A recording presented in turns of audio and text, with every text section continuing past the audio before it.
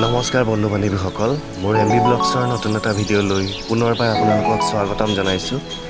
আজি মই আপোনালোকক দেখুৱাম শংকৰদেৱ গুৰুজনাৰ যি মহান সৃষ্টি, সেই মহান সৃষ্টিক চিৰযুগমীয়া কৰিবৰ বাবে গুৱাহাটী মহানগৰীত যি কলাক্ষেত্ৰ স্থাপন কৰা আছে, সেই কলাক্ষেত্ৰলৈ আহিছিলোঁ। সেই কলাক্ষেত্ৰৰ কিছু সুন্দৰ পৰিৱেশ আপোনালোকৰ আগত দেখুৱাবলৈ প্ৰয়াস কৰিলোঁ। আশা ৰাখিলোঁ আপোনালোকে মোৰ এই ভিডিঅ'টো শেষলৈকে উপভোগ কৰিব, আৰু যদি উপভোগ কৰি ভাল পায় তেনেহ'লে চেনেলটো ছাবস্ক্ৰাইব কৰি ভিডিঅ'টো আপোনালোকৰ বন্ধুবৰ্গৰ লগত শ্বেয়াৰ কৰিব বুলি আশা ৰাখিলোঁ। তেনেহ'লে আহক, পলম নকৰি আজি ভিডিঅ'টো শেষলৈকে উপভোগ কৰোঁ।